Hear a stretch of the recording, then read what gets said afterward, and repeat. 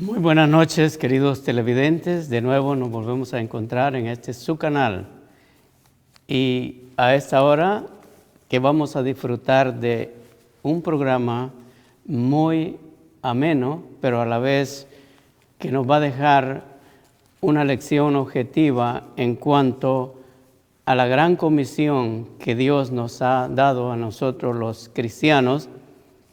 Y para eso yo quisiera, antes de iniciar la presentación, que me acompañen para hacer una oración, inclinando nuestras cabezas.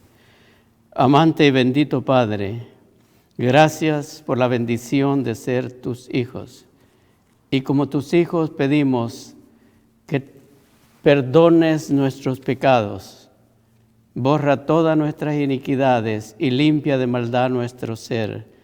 Y que acepte, Señor, nuestra oración, que lo hacemos con acción de gracias, porque Cristo Jesús murió en nuestro favor y somos deudores con Jesús. En este momento pedimos la unción de tu Santo Espíritu para que juntos podamos, al iniciar la presentación de este tema, la Gran Comisión, tú nos puedas dirigir así como lo has hecho en el pasado, y que los oyentes y los televidentes puedan apreciar este tema y tomarlo muy en consideración para la preparación de la segunda venida de Cristo Jesús en gloria. Llénanos de tu presencia y bendice a cada uno de los televidentes. En el nombre de Cristo Jesús. Amén. Muchas gracias. En esta noche, de nuevo nos volvemos a encontrar para tener este tema que le hemos titulado La Gran Comisión. Y para iniciar quisiera que pudiésemos buscar en la palabra del Señor, Apocalipsis 14, 6, 7.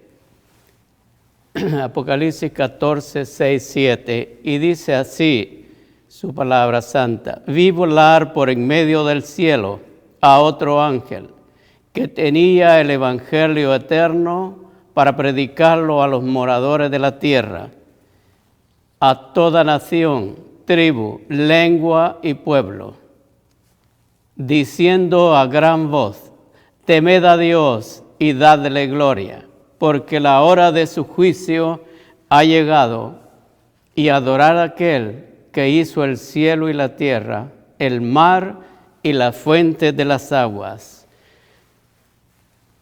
Se podía decir que los mensajes de los tres ángeles de Apocalipsis 14 son la gran comisión contextualizada para los últimos días de la historia de esta tierra.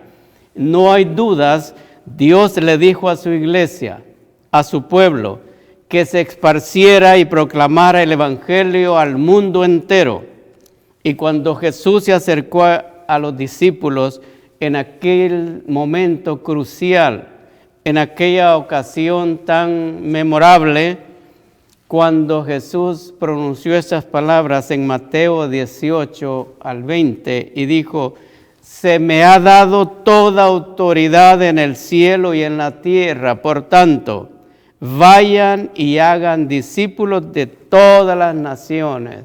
Leemos en Mateo 28, 19, dice: por tanto, id y haced discípulos a todas las naciones, bautizándolos en el nombre del Padre, del Hijo y del Espíritu Santo. Y luego el 20, enseñándoles que guarden todas las cosas que os he mandado. Y he aquí, yo estoy con vosotros todos los días hasta el fin del mundo. Amén. Notemos algo en el verso 20 que dice: he aquí yo estoy con vosotros, pero primero tenemos que hacer algo antes. Tenemos que enseñarle a la gente que guarden todas las cosas que Jesús mandó. Y luego dice: y he aquí yo estoy. O sea que Jesús va a estar con cada uno de nosotros si nosotros cumplimos las dos cláusulas anteriores.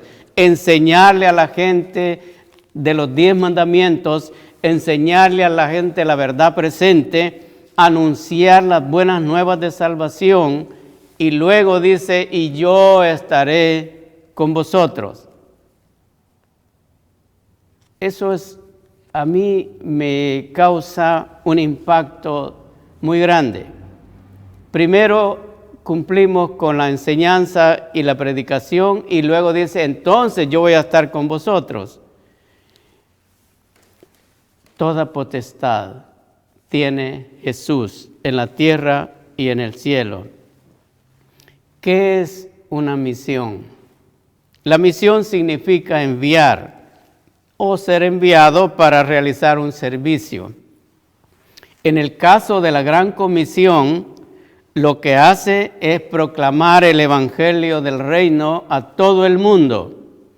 Y no olvidar esto, la comisión es nuestra, de cada uno de los que hemos aceptado al Señor Jesús como nuestro Salvador y lo hemos seguido y lo seguimos y trabajamos para Él. La Gran Comisión es nuestra, pero la misión es de Dios. En definitiva, la misión cristiana es la misión de Dios y no es la nuestra. Se originó en el corazón de Dios, se basa en el amor de Dios y se realiza por la voluntad de Dios. Por eso no puede ser la misión nuestra. La misión es de Dios, la Gran Comisión es de nosotros. Y la misión de Dios es de dar a conocer la oferta de salvación a todas las personas.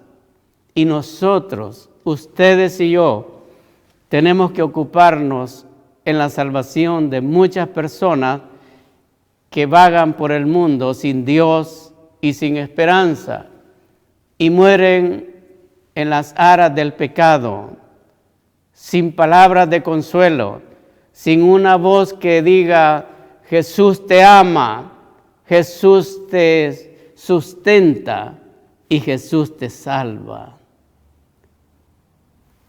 Que Dios nos impulse para que esta obra la podamos desarrollar de una manera con honestidad, con fuerza, con valor y así cumplir con la gran comisión que Dios nos ha encomendado. Y quisiera referirme y recordarles que, como en el caso de nuestros primeros padres, Adán y Eva, todos conocemos esto de sobra, abusaron de la libertad de elección. Dios no podía usar la fuerza para llevarlos de nuevo al paraíso. ¿Por qué? ¿Qué es lo que sucedió acá? ¿Y por qué yo menciono esto? Porque cuando Adán y Eva pecaron, y lo hicieron porque Dios dio un privilegio muy grande al ser humano, el derecho de elección, y ellos eligieron rebelarse contra Dios. Dios envió a su Hijo en una misión para morir en lugar de los hombres y reconciliarlos con Él. Para eso vino el segundo Adán. El primer Adán fracasa y el segundo Adán triunfa. Y viene a convertirse en un puente, en el puente perfecto. Nuestro mundo es un caos.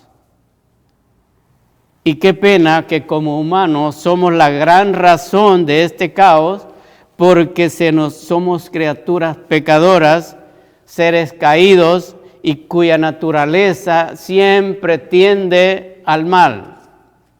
Esa es la naturaleza humana, la que tenemos ustedes y yo. Y saben que Dios es caballero. Dios respeta y protege la libertad humana. Desgraciadamente el hombre, nosotros, hemos abusado de la libertad que Dios nos da, porque Él nos da libre albedrío. O sea que podemos escoger una cosa o la otra. O sea que Dios no interfiere con las elecciones más profundas de los hombres. Deja que cada uno elija su propio camino. De igual manera nosotros elegimos si seguiremos a Dios o si desafiaremos su palabra. Dios no obliga a nadie a obedecer y nunca nos forzará a serle obedientes. Algunas personas creen que le hacen un favor a Dios asistiendo a las reuniones de iglesia, haciendo X cosa en favor de Dios.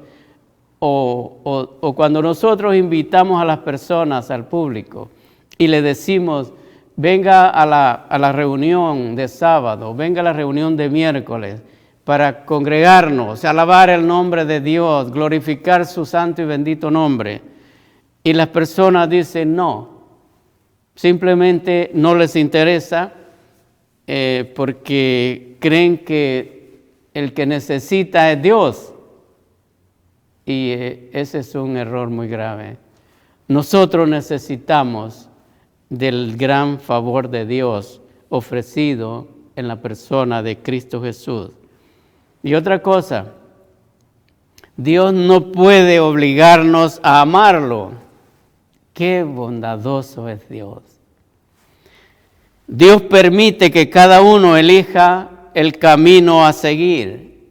Pero recuerde una cosa, pero al final del camino debemos estar para vivir con las consecuencias de esas decisiones. Usted hace malas decisiones y tendrá consecuencias. Buenas decisiones y vendrán para usted cosas buenas. Por ejemplo, retomando con nuestros primeros padres, Dios les pidió una cosa y de entrada le dice, no tomar, ni tocar, ni comer de este árbol, así, así, así. Adán y Eva desafiaron la soberanía de Dios, como queriéndole decir a Dios, te equivocaste, no hiciste las cosas bien, mira dónde está la situación. Y hicieron exactamente lo que Satanás hizo en el cielo, cuando quiso ser como Dios, pero no en carácter y en amor, sino en ambición y en poder. Él quería el poder, tenía la ambición al poder. Y sabe que lo mismísimo que pensó Satanás, pensaron Adán y Eva. Como que mencionaron estas palabras, probablemente no sabemos qué palabras dijeron, pero por los hechos asumimos que le dijeron a Dios que Él no era el gobernante perfecto, que le faltaba algo.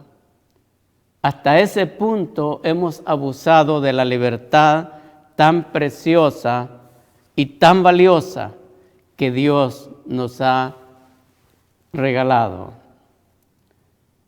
¿Y qué tenemos que hacer con ese compromiso del cual, aparte de que Dios nos ha dado esa libertad, pero nos ha dado una encomienda? Y esa encomienda es la gran comisión.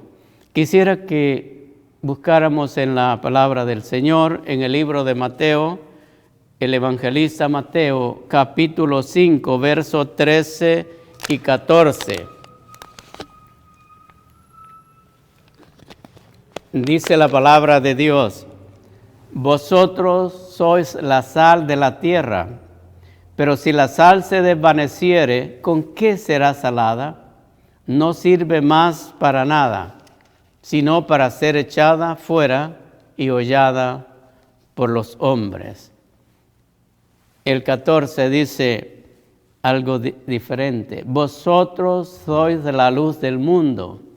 Una ciudad asentada sobre un monte no se puede esconder. Curiosamente, son dos elementos totalmente diferentes. La sal, que ya todos conocemos, La sal actúa internamente, uniéndose a la masa o a los otros elementos de alimentación. Entra en contacto y entonces le da sabor a los alimentos. En cambio, la luz actúa externamente, iluminando todo lo que alcanza. Pero sabe que nosotros hemos cometido errores, y este es uno de los errores, que hemos recibido la luz maravillosa de nuestro Señor. Nos ha proyectado el conocimiento, nos ha dado gran luz, pero no para que la escondamos. Mucha gente esconde la luz bajo un almud, dice la Escritura, o sea que bajo un cajón, por decirlo así, en unas gavetas, como una ilustración. Queridos televidentes, hermanos y amigos, la luz tiene que ser esparcida. Nosotros reflejamos, como no tenemos luz propia, reflejamos como la luna, etcétera, etcétera. Nosotros tenemos que ser reflectores de la luz de Cristo Jesús. Y tenemos que ser la sal de la tierra, darle sabor a la tierra. Los cristianos deberíamos de estar comprometidos haciendo este trabajo que Dios nos ha encomendado. Hay un ejemplo que quiero citar. Vamos a ver qué lecciones tenemos de este personaje muy conocido, muy controversial, y es Jonás. Dios le pidió a Jonás que fuera a Nínive por caminos en la tierra, en tierra firme. Y en cambio Jonás tomó la decisión personal por su cuenta y fue al mar. Pero curiosamente a Jonás se le olvidó un detalle, que el mar y la tierra son el dominio de Dios. No podía Jonás contradecir la voluntad de Dios. Y él utilizó a unos marineros paganos para hacerle recordar a Jonás su verdadera identidad. Cuando le dijeron, ¿tú quién eres? Y él comienza a expresar quién realmente era. Qué lamentable, queridos hermanos y amigos, que nos tengan que recordar personas inconversas cuál es nuestra ocupación dentro de las filas del cristianismo, cuál es nuestra tarea y qué es lo que debemos hacer. A Jonás le pasó esta experiencia no muy agradable. Y al final de cuentas, Jonás terminó en tierra firme, tal como a Dios lo había indicado. Y Jonás no salió con la suya. Por eso, cada institución que lleva el nombre de Adventista del Séptimo Día debe ser para el mundo lo que fueron José en Egipto y Daniel y los compañeros hebreos en Babilonia. El ejemplo, nosotros tenemos que ser la sal de la tierra y la luz del mundo. No porque tenemos luz propia, que quede bien claro, sino porque reflejamos la luz de Cristo Jesús. Los jóvenes fueron cautivos en Babilonia. Curiosamente, estaban a merced del rey, a lo que él dispusiera. Pero algo bastante contradictorio es que Dios los usó para que llevaran el conocimiento verdadero del Dios vivo que vive y reina para siempre a todas las naciones paganas. Ese fue el plan, ese era el propósito de Dios, porque permite que José llegue a los patios y las cámaras del rey. Dios tiene un plan para ti también, tiene un plan para mí. ¿Qué es lo que estamos haciendo por Cristo? ¿Qué es lo que estamos haciendo por el Señor? Estos jóvenes hebreos, incluyendo a Daniel, entraron, estuvieron dentro y con gente pagana, pero algo muy notable, no transigieron con ellos, con la idolatría, ni siquiera con sus comidas. Defendieron en alto la antorcha de la verdad y Dios fue glorificado en sus vidas, llevando con especial, diríamos, orgullo sano. Quizás no vale la pena esta palabra, si me disculpan si no está correcta, el nombre del Creador de los cielos y de la tierra. Y yo tengo una inquietud, y lo hago como manera de pregunta. Me pregunto yo, ¿cómo el rey Nabucodonosor sabía la forma del que cuando estuvieron en el lugar donde estaban el horno de fuego, cómo supo el rey, cómo sabía que había un cuarto? Y dijo, el cuarto se parece al Hijo de los dioses. ¿Cómo sabía Nabucodonosor? Y yo siempre me hacía la pregunta, pero estudiando su sagrada palabra, me di cuenta que los que le habían llevado el conocimiento del Dios vivo, que gobierna todas las cosas, eran los hebreos que acababan de llegar. ¿Por qué? Porque testificaron. No se quedaron callados, compartieron la verdad de Dios. Y de acuerdo con Jesús, el fin no viene antes que sea predicado este evangelio del reino a todo el mundo. Quisiera que leyéramos Mateo 24, 14, 15.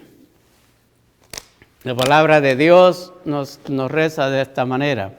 Y será predicado este evangelio del reino en todo el mundo, para testimonio a todas las naciones, y entonces vendrá el fin.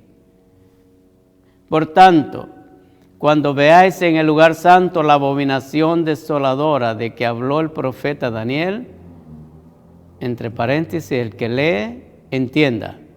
Quisiera el 16 también. Entonces los que estén en Judea huyan a los montes. Nosotros somos los llamados a predicar el evangelio del reino. Algunos entonces alegan que Jesús no puede retornar hasta que hagamos nuestra tarea. Quiero hacer énfasis en esto. Yo he escuchado predicaciones en muchas iglesias, por la radio, presentaciones televisivas, estudios bíblicos, y he encontrado un común denominador, que en la mayoría los hermanos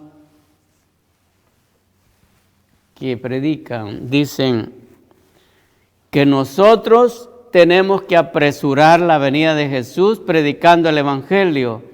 Yo difiero de esta posición.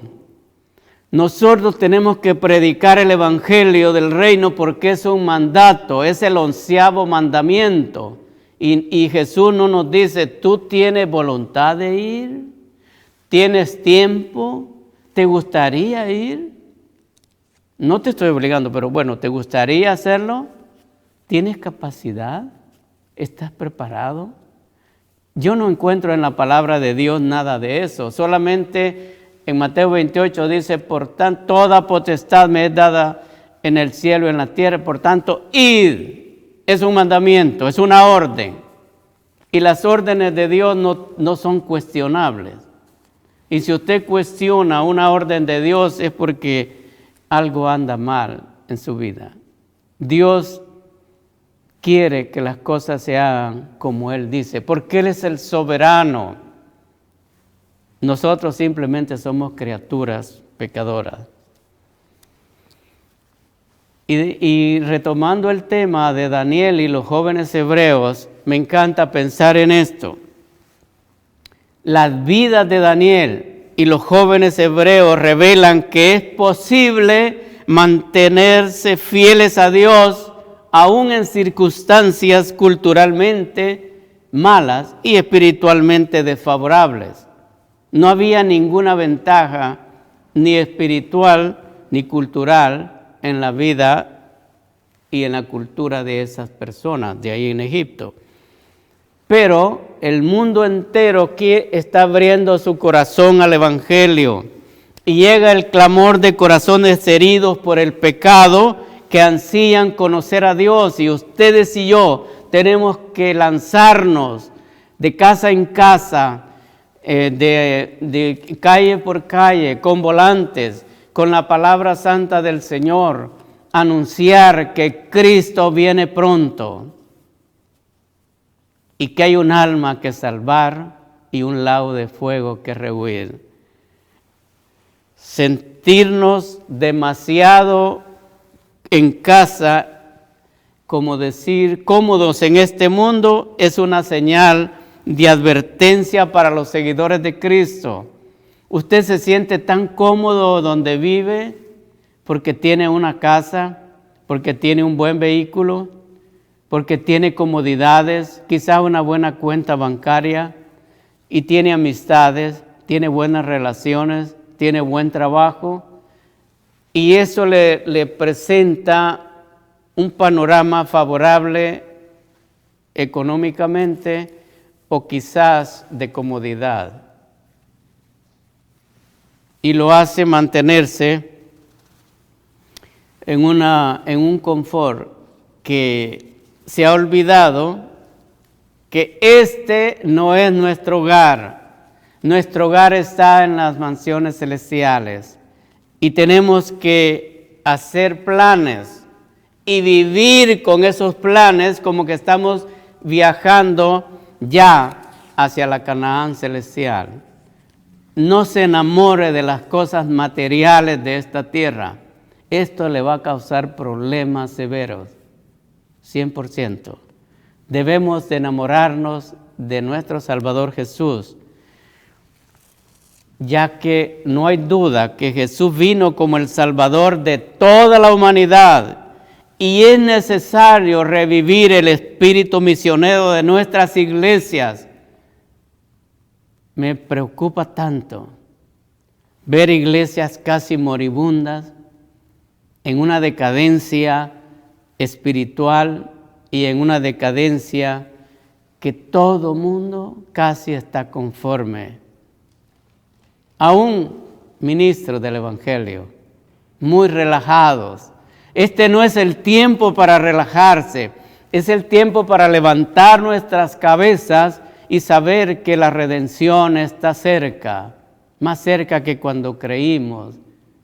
Que Dios tenga misericordia de nosotros y nos perdone porque hemos sido hombres y mujeres cristianos, pero solamente de nombre y muy negligentes, por cierto.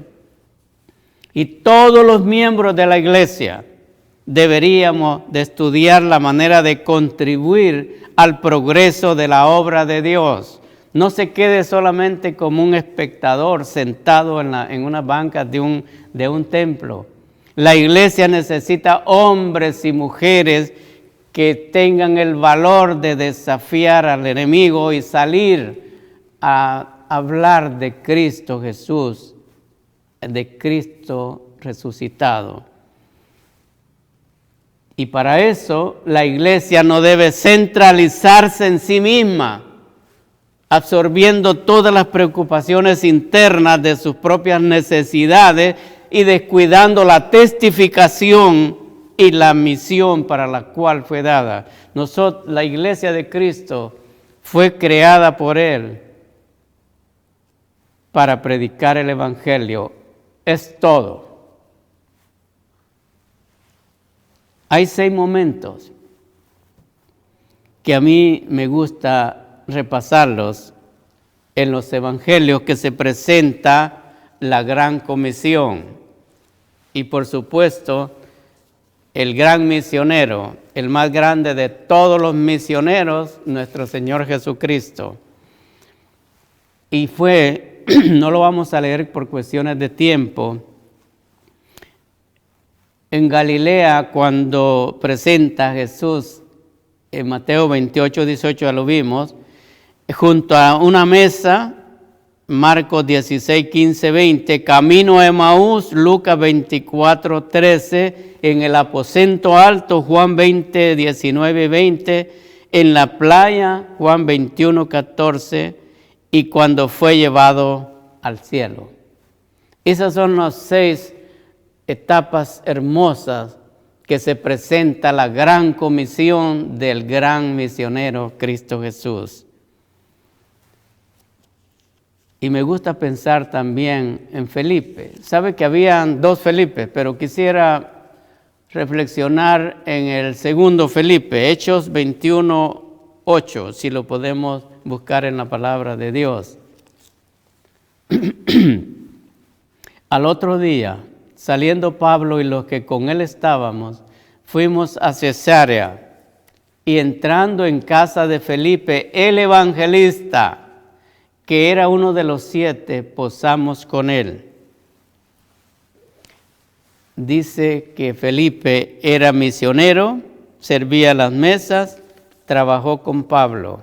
Felipe. Quisiera que repitiéramos de nuevo Hechos 21:8. Al otro día, saliendo Pablo y los que con él estábamos, fuimos a Cesarea, y entrando en casa de Felipe el evangelista, que era uno de los 7, posamos con él. El llamado de Felipe a servir a las mesas llegó a ser el de un evangelista misionero a los samaritanos. Felipe fue el que llevó el sagrado y bendito evangelio a los samaritanos. Y como un refugiado que huía de una persecución religiosa en Jerusalén, no perdió su tiempo. Escuche esto, no perdió su tiempo. Proclamó al Mesías esperando tanto como los judíos como por samaritanos. Dios usó poderosamente a Felipe en su temprano campo misionero extranjero. Dios te puede usar a ti.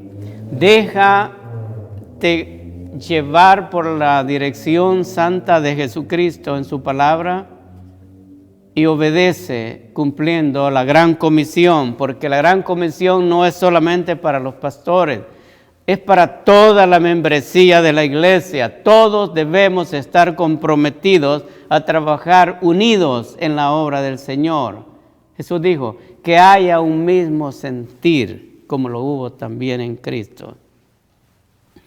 Al ser separados por la persecución, salieron llenos de celo misionero. En vez de huir y separarse, se separaron por un tiempo, pero salieron ansiosos de llevar adelante el evangelio. Comprendieron que la responsabilidad que implicaba su cometido, sabía que en sus manos llevaban el pan de vida para un mundo que perece, y el amor de Cristo los movía a compartir la verdad presente, este pan que tanto necesita el mundo, el pan de vida. Jesús dijo, yo soy el pan de vida. Debemos recordar estos detalles. Debemos recordar cuán pecadores somos en contraste con un Dios santo. Y ese conocimiento es más que suficiente para mantenernos humildes, agradecidos y rendidos a sus pies. Por eso el apóstol Pablo, escribiéndole a la iglesia de Roma, buscamos Romanos 15, 19. Romanos 15, 19. Y leemos en la palabra de Dios. Con potencia de señales y prodigios en el poder del Espíritu de Dios, de manera que desde Jerusalén y por los alrededores hasta Ilírico, todo lo he llenado del Evangelio de Cristo. Bendito sea el Señor. Pablo, el hombre que cambió todos los estereotipos de comunicación de la palabra. Pablo era incansable. Y Pablo, una cosa importante, no predicaba a Jesús como una especie de verdad objetiva y luego seguía su camino. En su obra era prioridad iniciar comunidades cristianas, plantar iglesias, como muy pronto se va a desarrollar en nuestra comunidad como iglesia, los grupos pequeños. Vamos a iniciar una campaña. Muy pronto vamos a iniciar estas comunidades pequeñas, hogares, iglesias. Puede ser que usted sea uno de esos hogares. Además, Pablo era un trabajador incansable de tal manera que era muy celoso. Y el ejemplo lo tenemos ¿se acuerdan ustedes una situación incómoda que pasó con Marcos? Marcos, abrumado por el temor y el desaliento, por un momento vaciló en su propósito de entregarse de todo corazón a la obra del Señor, porque no estaba acostumbrado a las penurias. Se desalentó por los peligros y privaciones del camino. Y esta deserción con Pablo indujo a Pablo a juzgar desfavorablemente y quizás severamente a Marcos. Pero al final las cosas dieron un giro diferente. Porque Bernabé hablaba con Pablo y vio que todos cometemos errores. Por supuesto, somos seres humanos pecadores. Y todos podemos enmendar esos errores. Si hemos corrido de la misión que Dios nos ha dado, este es el tiempo de volver. Hermanos que se han retirado de la iglesia por razones que no vienen al caso, porque han sido ofendidos por alguien. Es tiempo de perdonar. Es tiempo de unirnos de nuevo y empujar hacia adelante, llevar esta bandera de Cristo ensangrentada. No debemos acostumbrarnos a trabajar de una sola forma. La iglesia no puede ser uniformada a trabajar de una forma. Tenemos que emplear cualquier recurso, cualquier medio que sea disponible, adoptar nuevos métodos de testificación de una manera creativa. Porque el Evangelio tiene que oírlo todo el mundo y recordar algo tan grandioso a la humanidad. La salvación solo se encuentra en Cristo Jesús, porque Jesús dijo, en ningún otro hay salvación, porque no hay otro nombre bajo del cielo en quien podamos ser salvos. Romanos 16, 25. No hay dudas de que tanto el universalismo como el pluralismo son contrarios a la Escritura. Y déjeme decirle, lamentablemente, no todos serán salvos, ni todas las religiones conducen a la salvación. Debemos de estar bien claros en eso, pero eso no es culpa de Dios. Es culpa de los que no sabemos elegir. Porque la Escritura es bien clara. Dios nos salvará a quienes abiertamente se rebelan contra Él.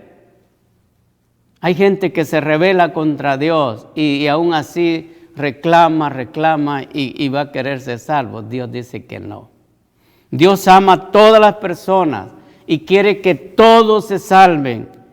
Pero todos somos pecadores y necesitamos la gracia, y esta gracia ha sido revelada únicamente en Jesucristo. Recordemos, la iglesia es el medio señalado por Dios para la salvación de los hombres. Por eso ustedes y yo tenemos la gran comisión de llevar adelante este bendito y sagrado evangelio. ¿De qué manera tú podrías revelar la gloria de Dios personalmente hablando a un mundo que muere en el pecado? Hay un llamado a la misión. El Señor de las misiones, Jesucristo, eligió a hombres y mujeres a pesar de sus debilidades, a pesar de que hacemos las cosas mal. Algo muy importante, no eligió ángeles para predicar el evangelio, sino que nos invita a nosotros, ustedes y yo, personas que fallamos, que tenemos grandes debilidades, vidas difíciles. Pero aún así, Dios en su grande amor elige hombres y mujeres como ustedes y como yo, para trabajar junto con el Espíritu Santo y los ángeles a fin de llevar el mensaje de perdón y salvación al mundo. A menudo el cristiano promedio pone la luz bajo el cajón, como dijimos hace un momento, pero nosotros debemos de ser luz y debemos de ser la sal de la tierra. Y debemos de hacer discípulos para Cristo, no agregar solamente, sumar miembros a los libros. Eso es bueno, pero eso es estadística nomás. Dios quiere que nosotros, ustedes y yo, hagamos discípulos para Jesús. No obstante, como en el antiguo Israel, frecuentemente los éxitos en la misión son lamentablemente oscurecidos por las limitaciones y las fallas de los misioneros, o sea, de nosotros. Estas fallas incluyen cuando no tenemos una planificación sólida. Consideramos la misión como solamente en el campo educativo, en el cuidado de la salud, en el alivio de los desastres, en las ayudas financieras, en llevarle comida a la gente. Todo eso es parte de nuestra misión. Pero la gran comisión la dejamos a un lado, la testificación y la predicación del evangelio. Y no queremos dejar la comodidad y el confort de nuestras casas. La tarea no es fácil. Estamos en una gran controversia y el enemigo hará todo lo posible para frustrar nuestros esfuerzos, pero no debemos desanimarnos. Tenemos muchas promesas de poder maravillosas y estamos seguros de que Dios cumplirá su propósito, pase lo que pase y venga lo que venga. Dios es todopoderoso y supera todas las expectativas del mundo. Ya terminando, quisiera que consideramos el libro de Isaías 51:11, por favor. Dice la palabra de Dios: ciertamente volverán los redimidos de Jehová. Qué hermoso texto. Volverán a Sión cantando, y gozo perpetuo habrá sobre sus cabezas. Tendrán gozo y alegría, y el dolor y el gemido huirán. Bendito sea el nombre del Señor. Eso es lo que quiere el Señor, los redimidos de Jehová, dice. No es fácil la tarea. El Espíritu Santo en el día del Pentecostés, de paso, el día del Pentecostés es tan maravilloso, y yo sigo pensando que, como diríamos, como el día del nacimiento de la iglesia cristiana, porque hubo un reavivamiento como nunca visto. Allí se comenzó a proclamar el Evangelio con poder. Y yo diría que no tomar conceptos de estos son buenos, estos son malos, estos pueden predicar y esto no. Jesús nunca dijo los buenitos y los malitos. Esas historias populares que se ven por ahí en las caricaturas. Jesús mezcla los buenos y los malos. Y en el tiempo del fin dice que Él se encargará de apartar la cizaña del trigo. Pero hoy día dice que quiere los buenitos con los malitos juntos. Y la prueba la tenemos en el buen samaritano. Esto nos hace reflexionar que los más pecadores podían entrar antes que los líderes religiosos. 2 líderes se apartaron del hombre que estaba herido. Y el héroe de la historia, el samaritano, que era gente despreciada por los mismos judíos. Ahora resulta que este hombre les da una cátedra de amor y en su gran comisión cumplió el objetivo. Y la otra ejemplo lo tenemos en el banquete de bodas. ¿Quiénes se perdieron? Los de la primera lista de invitados. ¿Y quiénes se salvaron? Los últimos.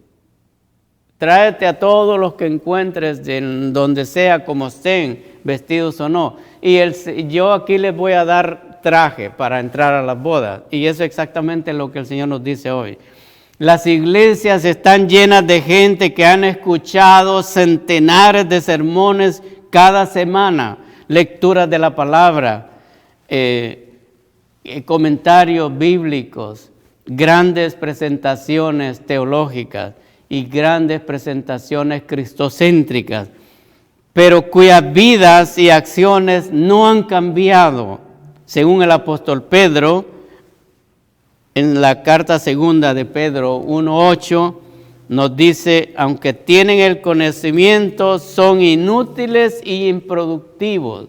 Leamos, porque si estas cosas están en vosotros y abundan, no os dejarán estar ociosos ni sin fruto en cuanto al conocimiento de nuestro Señor Jesucristo.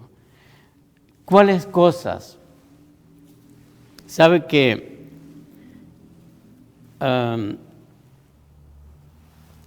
nuestras creencias meramente intelectuales no marcan ninguna diferencia?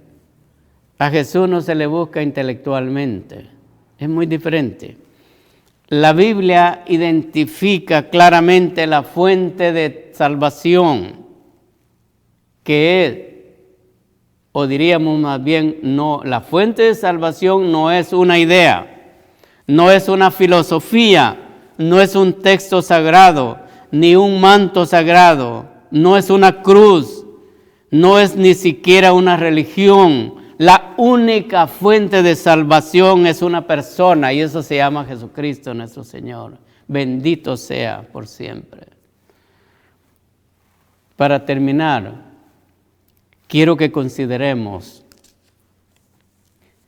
los sermones y discursos de Pedro, no acerca de filosofías humanas ni psicología, sencilla y profundamente son acerca de una persona. Cuando usted lea las cartas de Pedro, usted va a notar el rico contenido espiritual de un Pedro transformado. Y él predica y comenta, y sus disertaciones son del que lo había amado entrañablemente y perdonado tanto. ¿Usted siente que Jesús lo ha amado y lo ha perdonado? Pues inclúyase en esta gran comisión. Jesús es el único nombre que puede traer salvación a todos nosotros. A los líderes religiosos del primer siglo les chocó y aún se escandalizaron, igual que muchas personas hoy. La salvación únicamente está en Cristo Jesús. Cuando estos líderes religiosos se chasquearon porque pensaban que Jesús venía en un caballo blanco, con una corona, con una espada brillante de oro, con un escudo quizá, cabalgando en un caballo. No sé cuántas ideas vagas surgieron de parte de los líderes de ese tiempo. El chasco más grande fue que Jesús aparece con una túnica, con una sandalia, sin nada de propiedad, sin nada en su haber. Ellos se chasquearon. ¿Tú te has chasqueado alguna vez? Déjeme decirle que si la salvación solamente está en Jesús, ven a Él, entrega tu vida hoy mismo. Y Dios te está esperando con los brazos abiertos para que tú puedas ser partícipe de las bodas del Cordero, que muy pronto serán. Que Dios añada bendición a estas palabras y que Dios bendiga tu casa, tu hogar, tus hijos, tu familia, y que al oír estas palabras tú puedas sentirlas propias y saber que somos y estamos en deuda con Jesús. Y que podamos testificar para que el nombre de Dios sea glorificado. Que Dios añada bendición a todo lo que hemos tratado. Gracias.